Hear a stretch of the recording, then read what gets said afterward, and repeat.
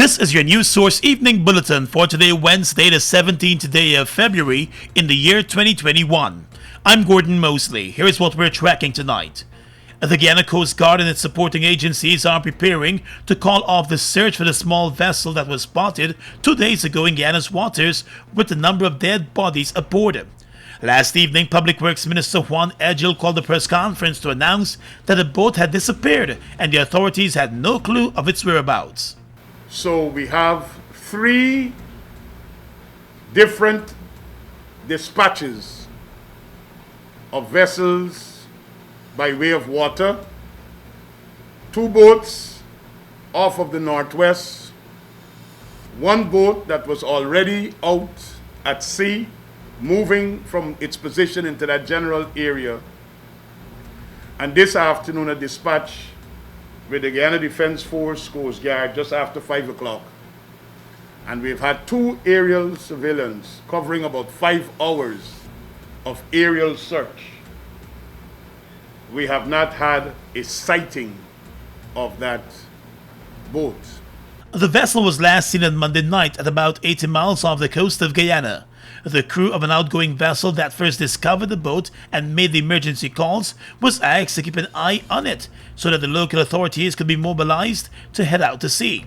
The Coast Guard and supporting agencies did not head out to sea until more than 15 hours later.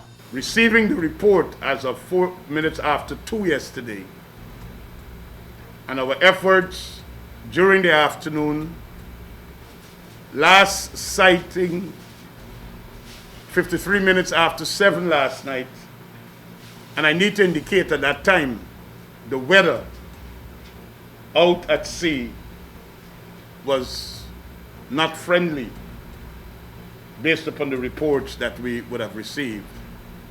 We are distressed that having had 5 hours of aerial surveillance and the scoping of the general area by 2 fast boats carrying 200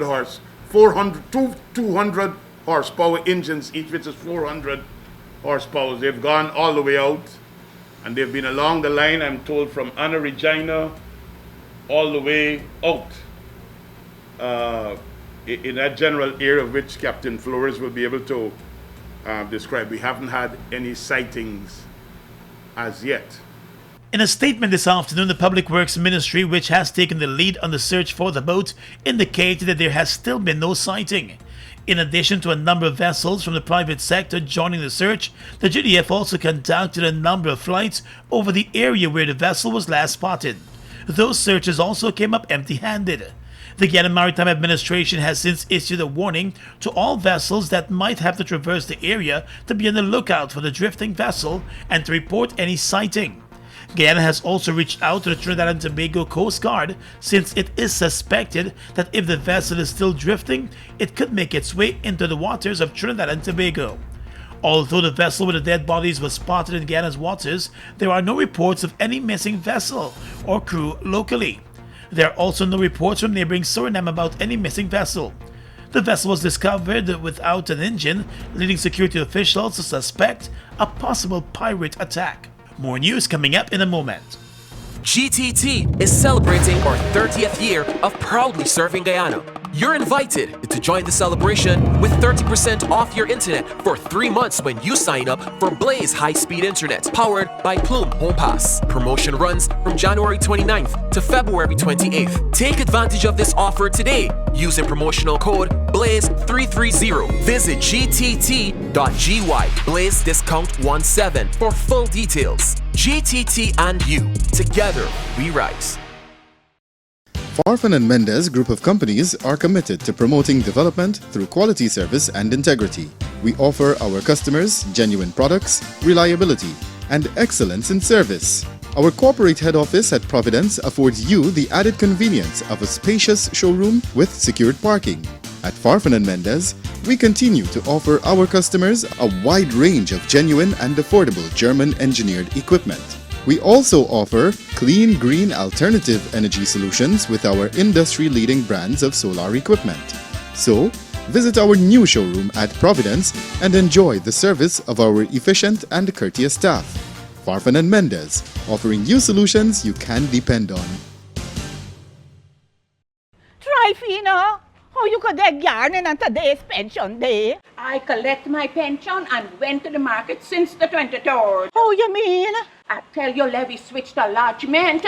Since me last book finished, I switched. You join up a lodge, was this lodgement? The NIS lodgement system allows pensioners to get their pension into their bank account. The money is paid into the account by the 23rd of the month, so you could withdraw it whenever you like. So wait, I ain't got for join no long line. Why you ain't tell me before? Told you, Cleo. When you go to submit your life certificate, ask them for the allotment application form. When you complete it and the bank verify it, then NIS is going to process it. After they process it, your money will be in your account. Well, all right, I dine there now. And don't forget, when you're carrying your life certificate, ask them for the lodgement application form. For further information, please visit the website at www.nis.org.gy, the National Insurance Scheme Facebook page, or your nearest NIS office. This is Annie Bina. She's a clothing designer. She also likes to hang out with her friends. However, a life-changing event is about to occur. The mosquito that bit Annie Bina is infected with a tiny worm that causes lymphatic filariasis, also known as Filaria. But what is Filaria? Filaria is a disease that affects a person's lymphatic system, causing legs, arms, breasts, or scrotum to swell and eventually remain in a swollen state that cannot go back to normal. Filaria shows no symptoms during the early years. Untreatable chronic symptoms can appear as late as 20 years after infection. Since there are no symptoms in the beginning, most infected persons do not know they're infected, like Annie Bina. When the symptoms begin to appear, nothing will be able to make them disappear. Are you sure that you've not been infected like Annie Bina? What can you do then since you see no symptoms? Take your pills. Prevention is the best cure. A message from the Ministry of Health in collaboration with PAHO WHO. Dare to slay. Are you prepared to represent all Guyanese women on the Miss World stage? Entrepreneurs, social media influencers, beauties with degrees, athletes, humanitarians, and performing artists, top models with charisma, and oh yes, if you so please, friends or frenemies who are as real as can be. Dare to slay, then apply without fear, making 2021 your boldest, bravest year. Win a car, $500,000 in cash, and loads of other prizes fitting for a queen. It's Miss World time. Are you ready to slay? Victoria Regia Season 1 begins. Apply today. www.missworldguyana.com. Mom, what are you doing with GPL on your list? Child, you forgot I have to pay GPL? You got time with GPL. I have to keep these lights on. The customers who think in that manner and refuse to honor their obligation to GPL are obviously not playing their part in ensuring quality service delivery. So, I will continue to pay my GPL bill on time, every time. I recognize the value of your point, Mom. You were right.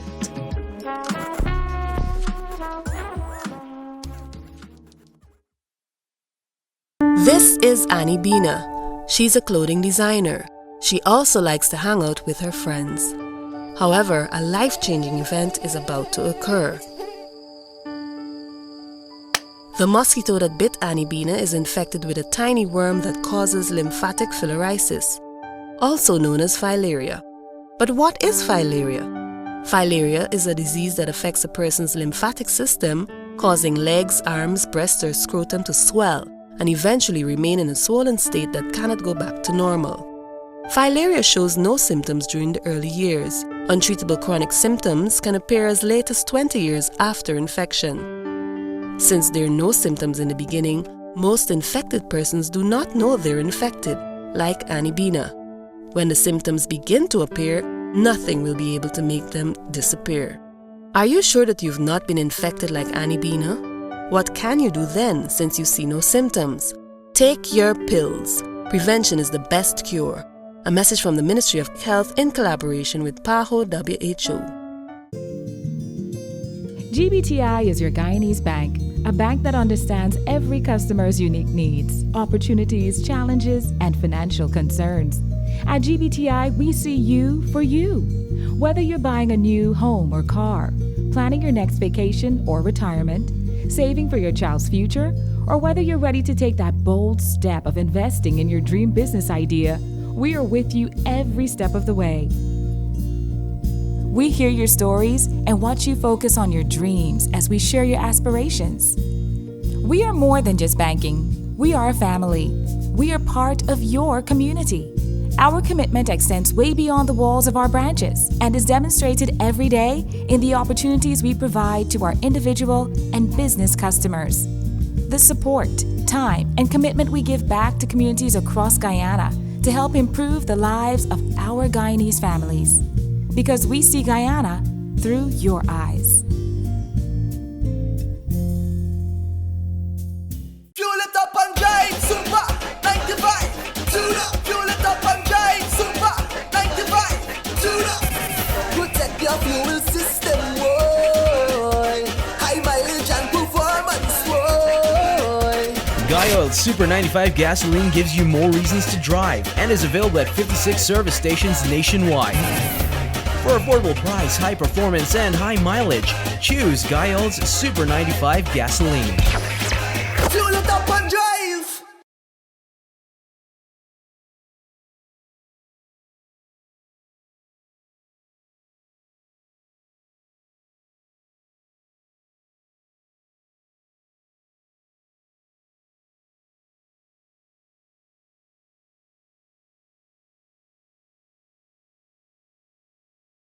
Welcome back.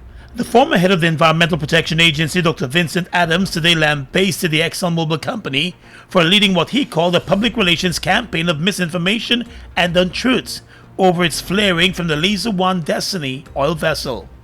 Dr. Adams, who was fired as the executive director of the EPA when the government changed last year, said there should be no flaring, and Exxon appears to be getting a free pass from even the government. You know, I guess all of us should be concerned that Exxon is now engaged in a PR campaign of confusion and misinformation and distraction. So we won't notice their illegal flaring to produce at the maximum 120,000 barrels per day. Their only interest is to keep that production up. Nobody has any problem with keeping the production up, but the law says you must not flare. The other concern, of course, is that somehow they're getting even the government now to believe, you know, their story and their nonsense and the misinformation and the mistruths. The Exxon company 3 weeks ago announced that it was flaring at a higher level because of a damaged compressor on the Liza Destiny. While the company has only reduced oil production by 10,000 barrels per day, it has increased the flaring. The former EPA boss, who worked for decades in the U.S. energy sector, said Guyana needs to be at one and stand up against the flaring that is taking place. He said the impact of the release of the gas into the environment could result in long-term pollution that will be around for decades. Exxon's interest is in making money, and our interest should be in making sure that we work in the best interest of this country. Exxon will be gone within the next 25, 30 years, and they'll be leaving whatever they want to leave for us. We'll be here forever. So now is the time for all politicians on both sides of the aisle to unite, holding a united front on oil and gas, just as we do on the border, because I believe it's just as important. People's health is just as important, and we cannot afford.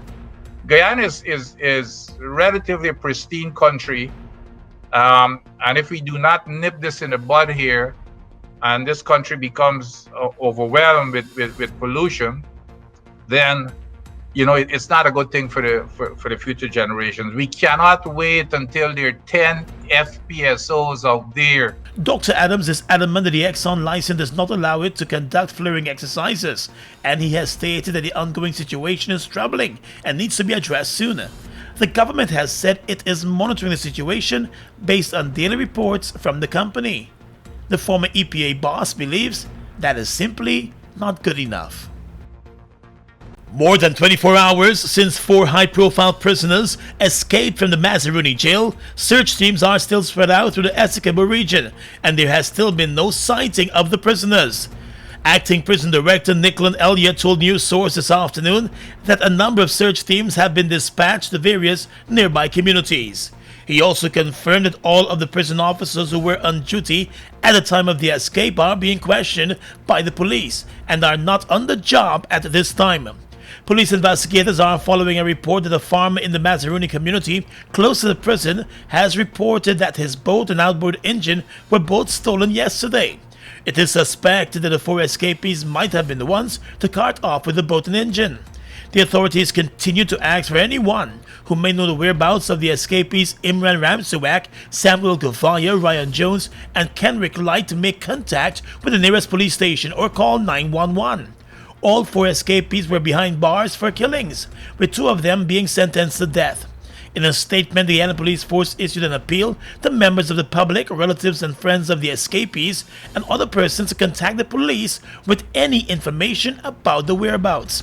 The police force is also calling on the escapees themselves to surrender and avoid any confrontation with law enforcement, since that could result in the use of force.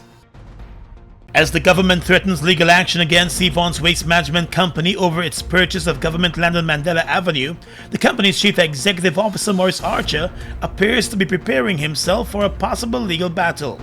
Attorney General Anil Nandlal has written to the company demanding that it vacates the land by the end of March or face legal proceedings, claiming that the sale of the land by the Lands and Surveys Commission under the last government was illegal. But the chief executive officer at Seavon said there was nothing illegal about the purchase and he's dumbfounded over the move by the government.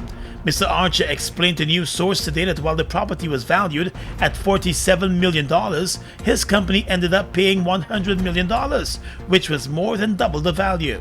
We have followed all legal procedure in purchasing the land. We have purchased the land for $100 million Guyana dollars. Prior to that, we had a valuation, a government valuation for $47 million, and we have paid over twice the amount of the valuation for the land. We have having paid for the land, we went through all the legal, as we were advised by Central Housing, because that's where the application went to. We had it through City Council, then it went to Central Housing, and then we had to get fire approval, all the necessary approval. We have gone through all of that. And we got permission from the Central Housing to build, which we did, and we have been building since around over a year, close to a year. Since the purchase, the company has built its corporate headquarters on the land and has also entered into an arrangement and a lease with 2 other major companies for them to establish branches on the same stretch of land. The CEO said there were no red flags about the purchase. We have moved in about 2 or 3 weeks ago. As you see, we are now operating from here. The thing is that nobody never really stopped us. Nobody never really, object to us being here, and we all ends and purpose, was following all the necessary guidelines we were given. The Attorney General in his letter to the company is claiming that the land is owned by the National Sports Commission and is now needed for expansion by that commission. He said it was never under the control of the Lands and Surveys Commission, and as such that commission had no right to make the sale. But the business owner said he did all of the background checks before the big investment. He said the government never sought any explanation or raised any concern with him, adding that if he is to shut down his operations and give up the land, he will be forced to fire more than 200 workers. We're hoping, because we are here to do business. As I said to you, our employment strength is over 234 persons, and We are hoping that the matter doesn't have to reach into situations, court and this kind of thing. We are hoping that, this could be resolved before that, because we believe we made a genuine investment. And as all Guyanese, what we do is genuine business. We do genuine investment, and that's the way we see ourselves. In the past few months, the Attorney General has been writing to a number of big business owners who bought land under the previous government, threatening to take them to court because, according to him, the sales were not properly done. Some of the businessmen intend to challenge his demands. A 19-year-old young man who was behind the driving wheel of the car that crashed into a power pole and flipped into a drain on Valentine's Day, leaving 2 other young people dead, has been charged with causing their deaths by dangerous driving. The Eastern Penitent's teen, Rayon Alves, appeared in court today and pleaded not guilty to causing the death of his friends Tunika Haley and Dakira Gittins. He was granted $600,000 bail and will have to appear in court on the 5th of March for the continuation of the case. The group of friends were on a late-night drive along Homestretch Avenue when Alves lost control of the car and slammed into a power pole before ending up in a trench. 6 persons were in the car at the time. Dakira Gittins was pronounced dead on the scene, and 3 others were rushed to the hospital. The young woman, Tanika Henry, died as doctors battled to save her life in the emergency room. 2 other youths were hospitalized, but according to the police, the driver of the car, Rayon Alves, and the front seat passenger both fled the scene after the accident and did not offer assistance to the injured. Based on the impact of the accident, investigators believe the driver was speeding at the time. The COVID-19 death toll in Guyana climbed to 189 today, as the Ministry of Health announced the passing of a 69-year-old woman from Region 4. For this week alone, 3 deaths were recorded. The Health Ministry also reported today that 51 new cases of coronavirus have been recorded, while 8 persons remain in the COVID-19 intensive care unit. The majority of new cases are from Region 4. Meanwhile, Health Minister Dr. Frank Anthony today issued a warning to persons who have been writing up bogus COVID-19 test results that they could face possible jail time. In the public health ordinance, we can detain that person. They'll be taken to the police. They'll be interviewed by the police, and the police would make a determination on the relevant charges, and then they'll be brought to court. With the U.S. now requiring all arrivals to present a negative COVID-19 test result before they board their flights to the U.S., there have been a number of cases of persons locally forging test results. The U.S. government has issued a warning to its citizens against traveling to Guyana because of COVID-19. The U.S. has recorded the most COVID-19 cases and deaths since the start of the pandemic a year ago.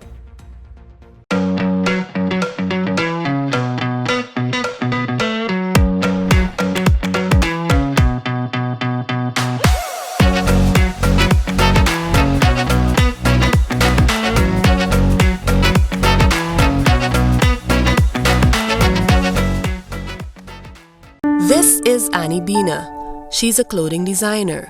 She also likes to hang out with her friends. However, a life-changing event is about to occur.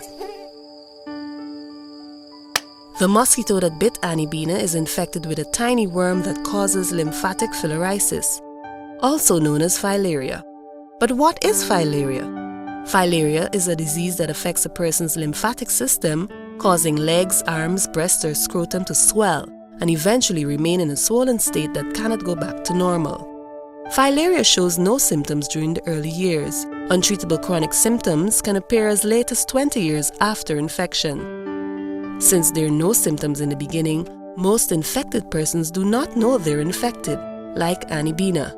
When the symptoms begin to appear, nothing will be able to make them disappear. Are you sure that you've not been infected like Annie Bina? What can you do then, since you see no symptoms?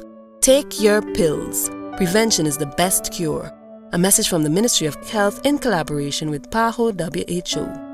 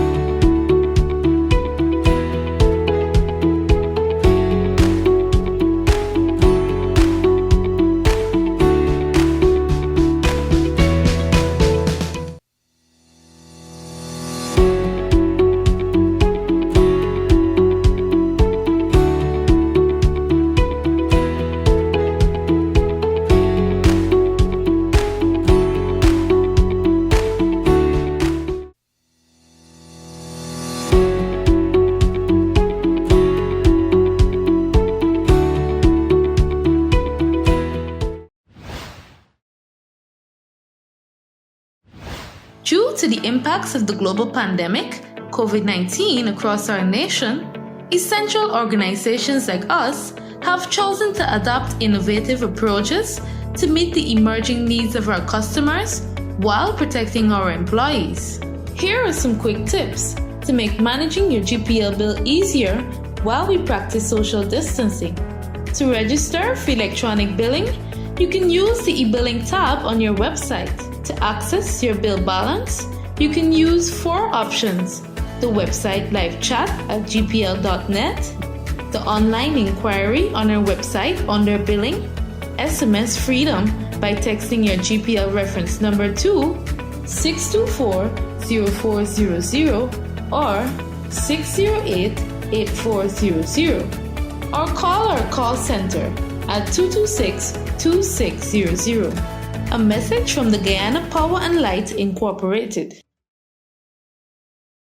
We are legions of men standing strong, but never too proud to stoop and help someone. We must send a clear signal to all. Do right. Walk in upright ways, knowing that's what being a man is all about. And ever aware that things will only get worse when good men do nothing. Stand strong.